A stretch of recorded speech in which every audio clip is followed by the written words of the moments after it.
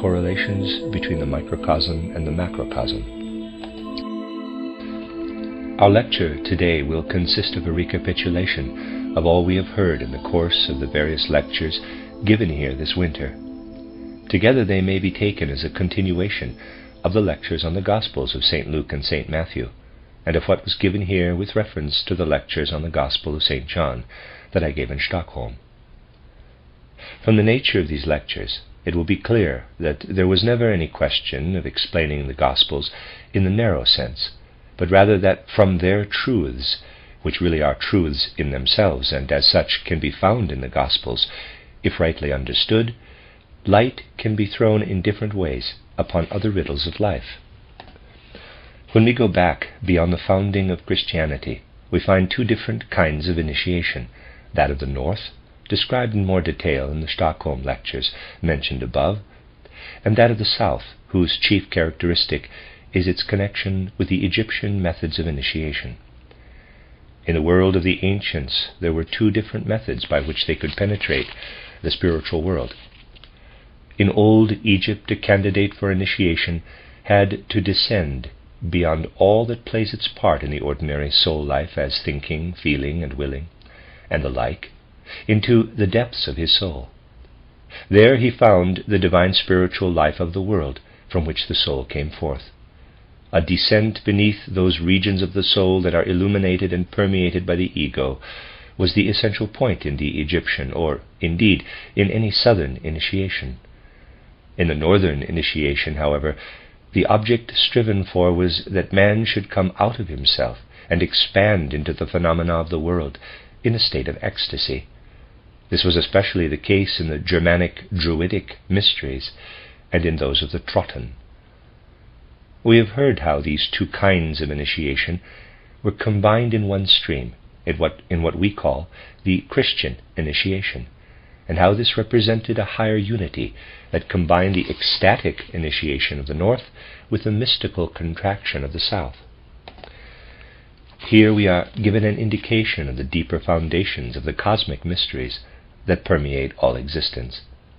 In reality, the fact of this foundation is as great and mighty as the fusion of the two different forms of initiation of ancient times into the one single form of Christian initiation. It is an example of an important and even more comprehensive law that permeates all human existence and is interwoven in all external world phenomena insofar as these are known to man. We find ourselves confronted everywhere by opposites, by the two parts of a duality. The northern and southern initiations are one example of two polarities that confront us in the life of the world. The other, the Christian initiation, in which these two forms of initiation flow together and celebrate a spiritual marriage, as it were, is an example of how opposites, dualities, unite. This takes place ceaselessly. Unities separate into dualities to further evolution, and dualities reunite again to form unities. We can point externally to one important fact that extends beyond human evolution and is illustrative of this division of unity into duality and back. We have often thrown light on the Lemurian epoch, in which the separation of the moon from our earth, so important to the evolution of the world, occurred. It was also in Lemurian times that the first beginnings of the separation of the sexes into the opposites, man and woman, took place. In preceding ages, only sexual unity prevailed. This original unity separated into man and woman. We have already indicated, moreover, that in a future age the two sexes will again become one, that the duality of the sexes will become a unity will come forth from a duality. That is the external indication of a far-reaching series of facts connected with the relation of 2 to 1 or 1 to 2. What we thus encounter in the development of mankind is actually the expression, the image of a still greater cosmic polarity rooted in a unity, greater than this example from our contemporary life of the two sexes that in a distant future will be fused into one. It is necessary that we should take every one of the thoughts given us by spiritual science in its full depths, and not allow ourselves to form the habit of taking them in the same superficial way we do other prevailing thoughts and conceptions, which our present civilization, in its hasty and superficial triviality, accepts. The thoughts of spiritual science must be taken as earnestly as possible. Therefore the thought which has often been spoken of, and indeed underlies all our teaching, that man as a small world, as a microcosm, is born from the macrocosm, the great world, must not simply be taken as an abstract thought. In its content it is manifold and infinite. We must above all realize that the world is more profound than is supposed. Even when we have grasped a polarity of truth in one of its aspects, that does not by any means signify that we know the last truth about it. Rather must we patiently wait and observe, so that when we come to know one side of a thing, we should then try to learn what refers to the other. Man is born from the whole cosmos. He must look up to it as to his father-mother being, of whom he himself is an image. This man is an image of the whole world with which he is acquainted. There is nothing in the being of man that does not in some way relate to what can be found in the great cosmos. When we compare man, as seen today in the light of spiritual science, with the forms of humans of earlier ages, we find among others one characteristic feature of immense importance for the understanding of the nature of man. Concerning what we know of the world, it can teach all of us that to have simply said that something is true is not of sole importance. There is something else, something quite different besides. When a man has simply proved the truth of a thing, he has not even told us what is of greatest importance in it. There is much truth, for example, in what a mediocre natural scientist might relate of the resemblance between man and the higher mammals. It is an indisputable truth that man has the same number of bones and muscles and so on, but even after this has been proved, the last word on the subject has not been said. Man must learn through the deepening and inwardness of spiritual science to acquire a feeling for the value of a particular truth, to sense whether or not it is essentially important to the elucidation of things. People come along today who speak out of their banal consciousness and continually assure us of the truth of their assertions. We have no wish to contradict them, but the point is whether or not their assertions are of value in understanding the world. Now there is a certain fact, the value of which, in its significance to man, should be realized and felt in the right way. It is undeniably true, and everyone is acquainted with it because we meet it over and over again every day. This is the fact that man stands and walks upright, and can gaze up into the space around him. Only man is capable of that. Even though the apes look as though they might possess this ability, they have somehow missed it, since they cannot walk upright. Man is the only being who has succeeded in raising his countenance freely up into the space around him. This fact is immeasurably more important than all those that a mediocre natural science tells us about the position occupied by man among the animals. What science says is true, but this other is of much greater importance. To feel the force of it, we must acquaint ourselves with the reason why man is a being who walks upright, a being certainly still bound to the earth, but who, through his mental outlook and sense perceptions, has raised himself to an upright position. The reason behind man's assuming an upright position is that there is a certain polarity, a duality in the cosmos that corresponds to another duality in man. We can indicate a duality in the universe and a duality in man as two opposites existing in the microcosm and the macrocosm. That in the macrocosm, in the great world, consists of sun and earth. The same polarity exists also in man, between his head and his hands and feet, his limbs.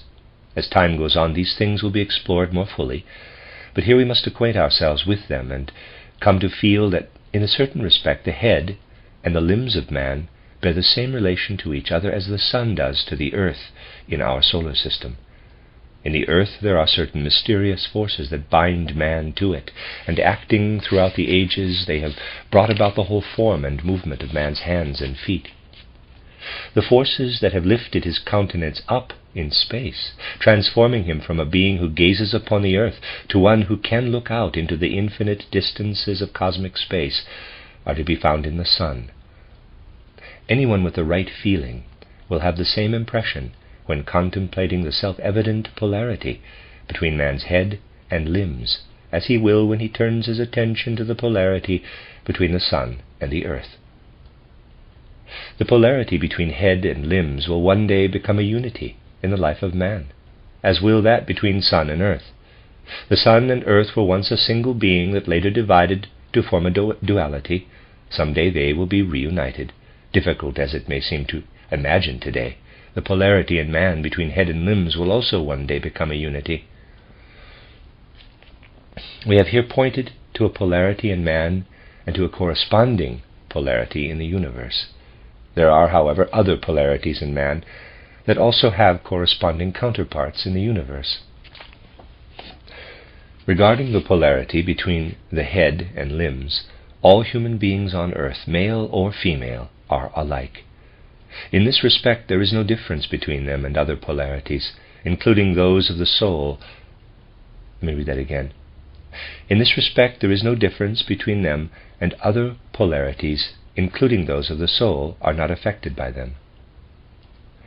If the polarity between the head and limbs were the only one existing in either the microcosm or macrocosm, man and woman would be alike.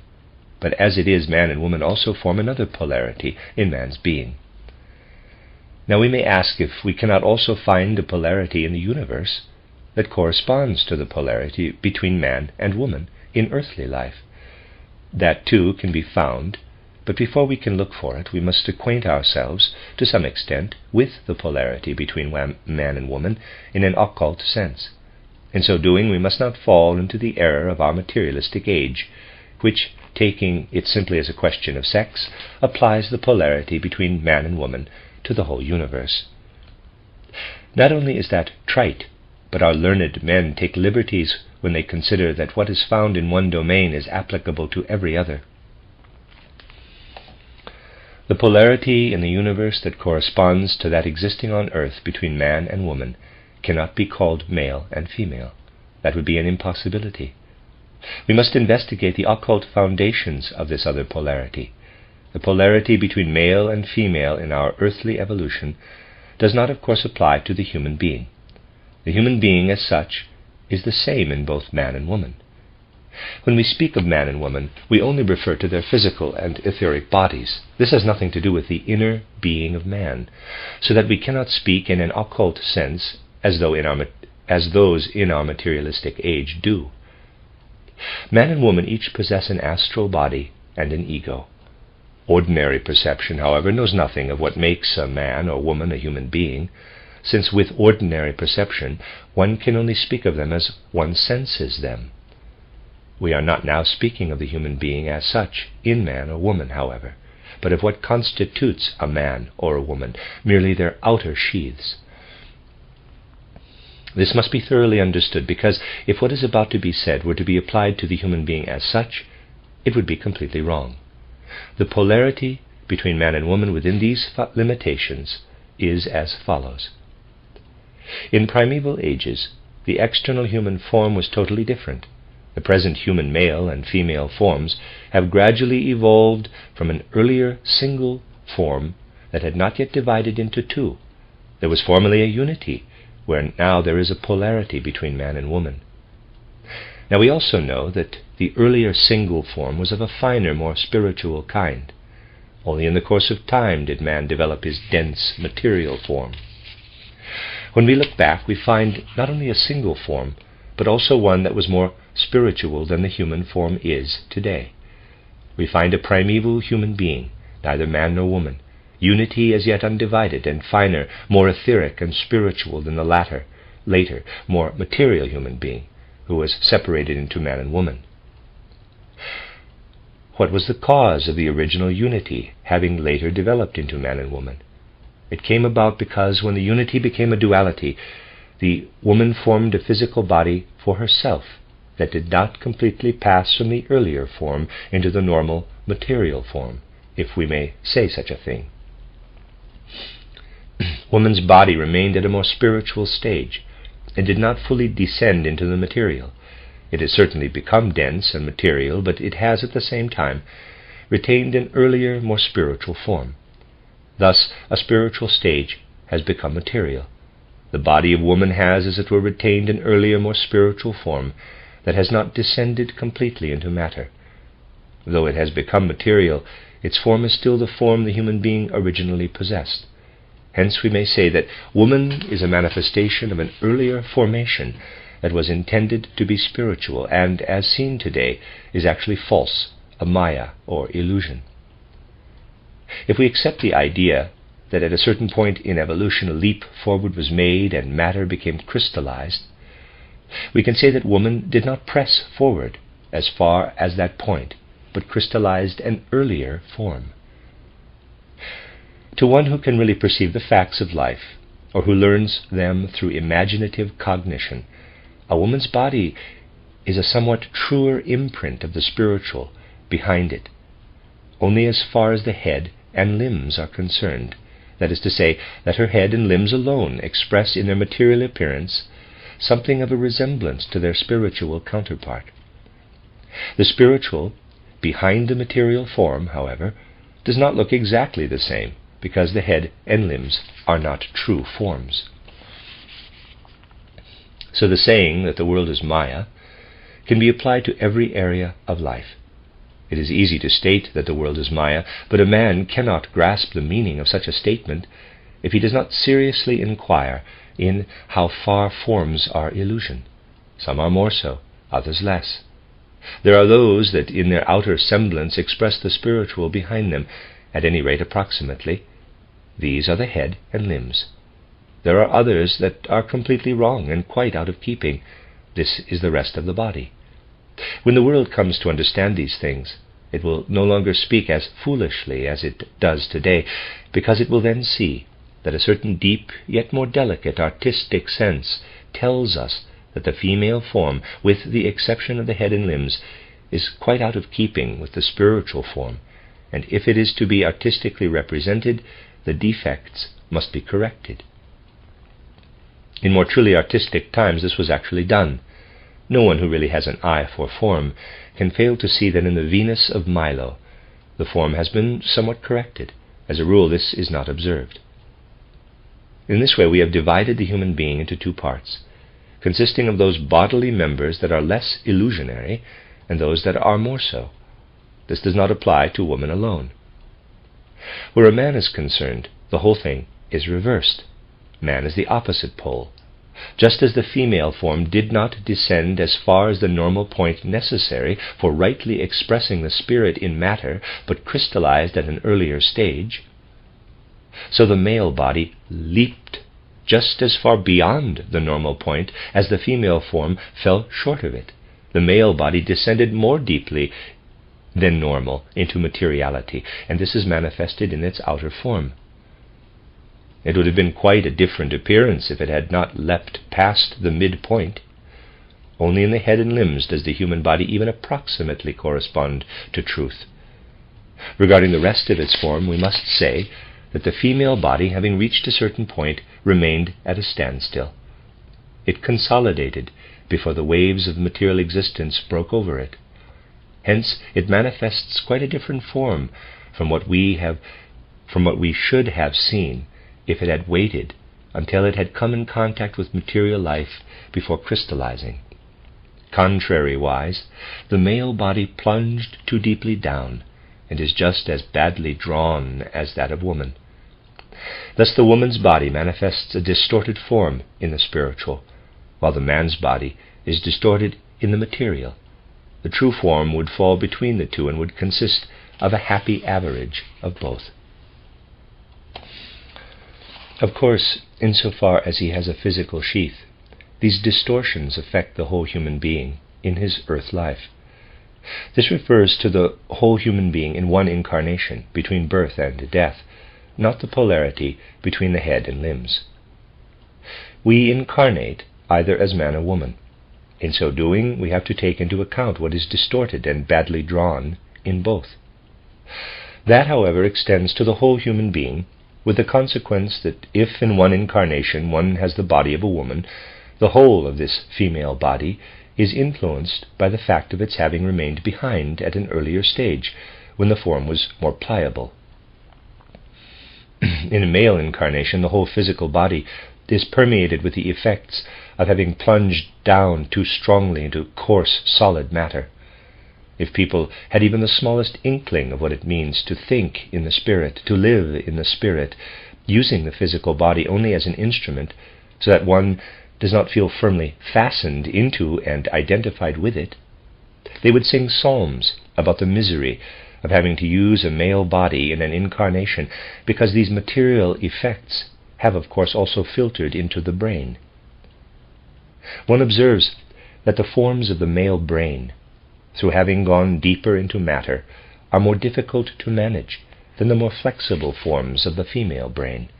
It is truly more difficult to train a male brain for the ascent into the higher worlds, and to translate truths into thoughts than it is to train a female brain. Thus it is not surprising to people who think that when a new conception of the world arises, such as spiritual science, it is more easily grasped by the more flexible female brain. The male brain, being less pliable and obedient, finds it more difficult to free itself from certain thoughts that it has acquired.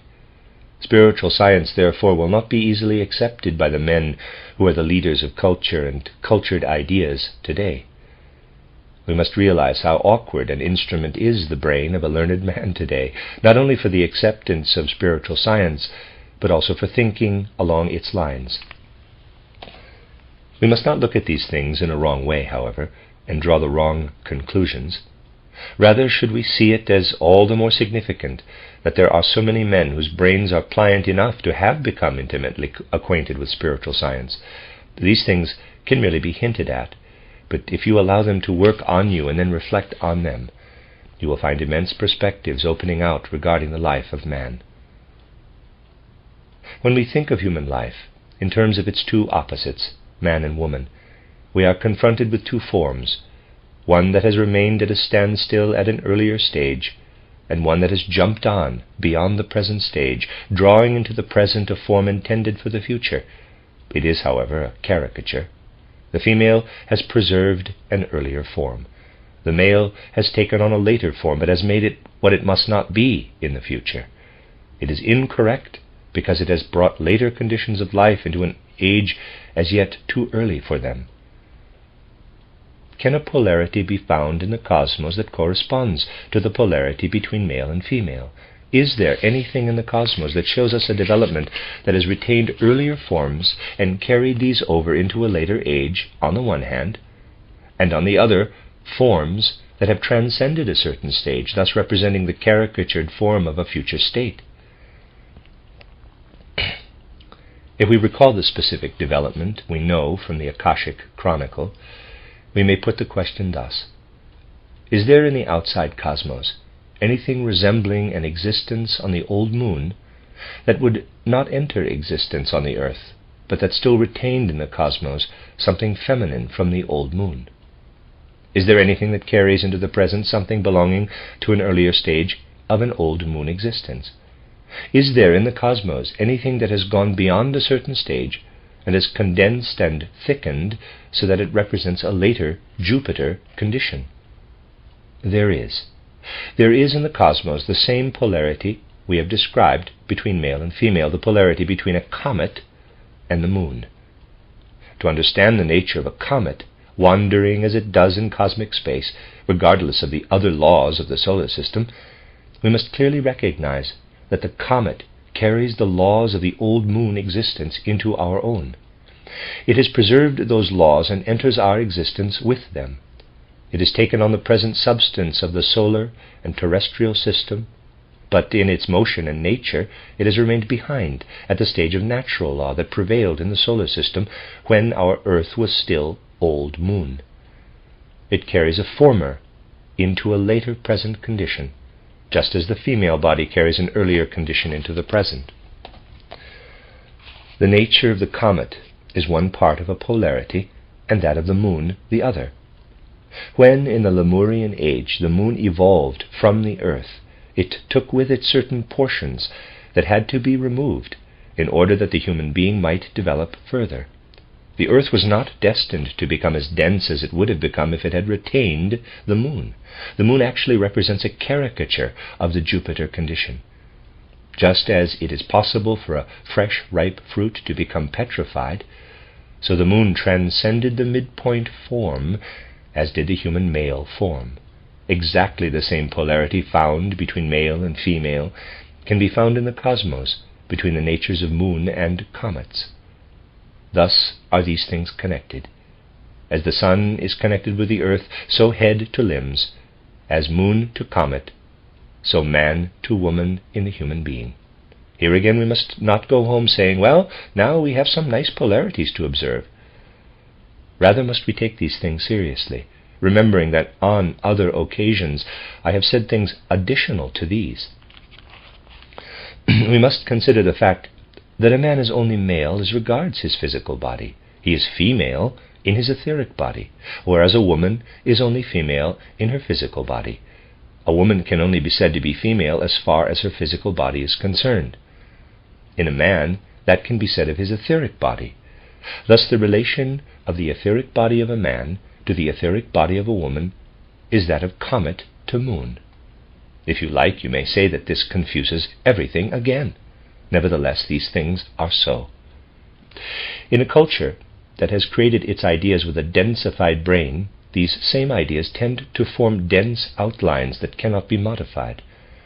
Thus, when the ideas are once formed, they must be retained. The spirit, however, does not permit this. It is mobile, and when we form ideas, we must keep them mobile. So we must apply what has just been said on the relation of the moon and comets to man and woman, to the male in the woman and the female in the man.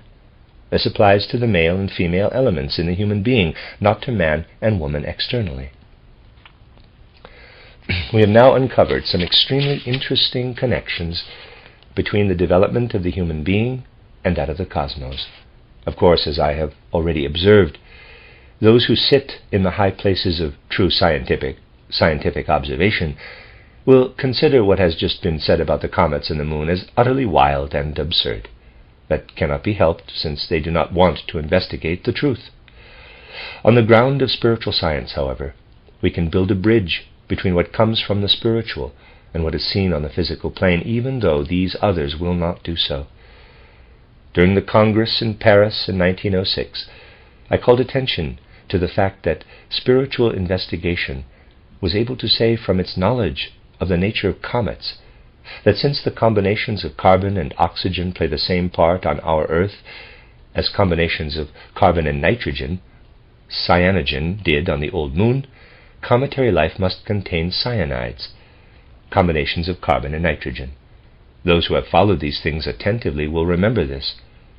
Our spiritual science, therefore, some time ago announced that comets must contain cyanogen in some form. During the last few weeks, this fact has been mentioned in the newspapers as something having been discovered externally by spectroanalysis. This is only one case among hundreds in which spiritual investigation builds bridges for the facts of external research. In this case, spectroanalysis asserts what spiritual science had stated years before. The results of external materialistic investigation never contradict those of spiritual research. We may refer to statements such as that mentioned above when those who sit in the high places of true science continually point to external facts. But we must not confuse these facts with the limited conclusions these people draw for themselves. If everything taken for natural science today was really a fact, natural science would greatly contradict spiritual science. The facts of the scientists, however, are not facts, but only the corrupted conceptions of those who, because of prevailing conditions, are led to deal with such things. Now, having brought the polarity to be found in human life, as well as in the cosmos, to mind, we may ask, what is brought forth from the universe as a result? It is difficult to describe in a rather short time the immensity underlying such a question. Allow me, by way of example, therefore, to describe the life of man as it runs its course when seen externally. First of all, we see a good citizen pursuing the course of his life from day to day. He gets up in the morning, eats his breakfast, and goes through the rest of the day in accordance with the usual rules. There are certain events, however, that can intervene suddenly in a man's life, bringing about precipitate changes in the course of the day. Take the case, for example, of a husband and wife who live for a while as good citizens with but little variety in their lives. Then something occurs that actually causes an alteration in the ordinary external circumstances of their lives. When a new human being incarnates and enters life as a citizen of the world, the event causes an abrupt alteration, a great change in the ordinary processes of everyday life. When a new world citizen appears on the horizon, something actually occurs that gives the whole family connection a new form. I have brought this case forward as an example from which we can gain a little understanding of the deep occult background of cometary life. In the cosmos also, life goes on from day to day and year to year. Like the life of a good citizen, one day is like another. The sun rises and sets, plants blossom in spring and wither away in autumn, and when there is rain, sunshine, hail, or the like, we can compare them to the events of ordinary life. When, for instance, instead of the usual 5 o'clock tea, we have a little party. We see these things happening as a matter of course, and it all hangs together, because of the laws underlying the movements of sun, earth, and so on, and the way in which these continue, day by day, year by year. Into this regular process, the rarer, yet in a certain respect recurrent, appearances of the comets intervene. They come upon the processes of cosmic happenings like a new citizen entering the lives of a husband and wife. Through the appearance of a comet in the cosmos, something is actually brought about in the life of humanity that could not occur in the ordinary process of life. If evolution is to advance, not only must the daily repetitions continue, but something new must be also introduced. Just as something quite special enters the life of a family with the birth of a new earth citizen, so something quite new and different enters the progression of the human race on earth through the appearance of a comet. It breaks through the ordinary process of cosmic existence, and when it appears, it is actually as though something new were born. One who can investigate these things spiritually is able to indicate quite definitely the different functions of the separate comets and how each one has something spiritually new to introduce into the world. Thus Halley's comet, in its periodic appearances, always introduces something specially new to the life of man. Whereas things otherwise recur in the ordinary way, this comet brings about a new birth in human inner life and culture. I can only make clear what I mean by referring to the two last appearances of Halley's comet in 1759 and 1835, and the one we are now expecting. Other comets have other tasks, but what are the tasks of these 3 appearances? New births in the universe are not always to be greeted with the same joy as the birth of a young citizen in a family. All sorts are born into the universe, those that forward humanity as well as those that retard it. Now the appearance of Halley's comet, or what it signifies spiritually for the further evolution of humanity, is connected with what humanity had to absorb from the cosmos at the various periods of Kali Yuga, in order that thought should descend deeper into materiality. With every new appearance of this comet, a new impulse was born to drive the human ego further away from a spiritual cosmic conception, and to urge it to grasp the world in a more materialistic way. This does not mean a descent into matter, but rather the driving of the spiritual substance that the human ego should draw from the universe for its spiritual existence down into the sphere of materialistic conception. All those conceptions of the second half of the 18th century that are called shallow and superficial, that Goethe so ridiculed in his title Poetry and Truth, and that found their exponent in Holbach's title Système de la Nature, French, are understood in their cosmic sense through the appearance of Halley's comet in 1759. The commonplace materialistic literature of the second third of the 19th century was preceded by the appearance of Halley's comet in 1835. Events that take place microcosmically on the earth are macrocosmically connected with events of the great world. A new impulse toward materialism was again given by the appearance of Halley's comet in 1835. Büchner, Vogt, and Mohlschott are examples of those who were influenced on earth by what appeared with Halley's comet as a mighty sign from the cosmos. We are now to be confronted again in the near future, for humanity must be tested, must rise out of itself, must feel the resistance to spirituality so that it may unfold all the more forces for its reascent. We shall be confronted with the forces that the new appearance of this comet will send forth from the universe, forces that may lead humanity down into a still more arid and dreadful materialism.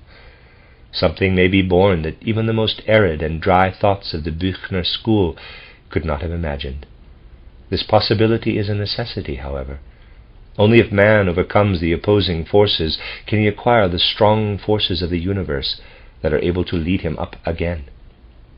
If we bear this in mind, we shall then encounter in the right way what we call signs from the heavens. This is really a fact, though what I have said must not be taken in a superstitious sense, but in the sense of a great cosmic law, that God is pointing from heaven to show men what they must do. The approaching appearance of Halley's comet is one of those signs, and notice should be taken of it. A mighty ascending impulse must follow it, so that we may rise into spirituality from the depths of materialism into which we have sunk.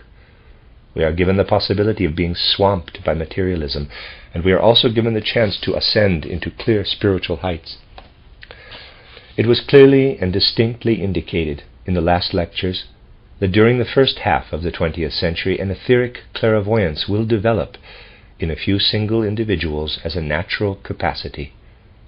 In order that man may not sink more deeply into the materialism indicated by the present sign of 1910, those who possess an understanding of spiritual science have the possibility of developing those forces in the human soul that can lead man beyond materialism. If a man understands these forces, they will teach him how to see the etheric nature of Christ. We are living at an important crossroad, when men will be taught even by signs from heaven that in one direction the path will lead deeper into the mire, while the other will lead to the development of the forces that at the conclusion of Kali Yuga will bring etheric clairvoyance. The cry of John the Baptist, "Change the disposition of your souls," applies also to us today. This may really be said. On the one hand, we are given the possibility of perishing in a materialistic morass. On the other, it is possible, as a result of the sun reaching a certain point in the constellation of Pisces at the vernal equinox, that a certain etheric clairvoyance may be acquired. There are also signs along the spiritual ascent to show us how the forces come from the cosmos.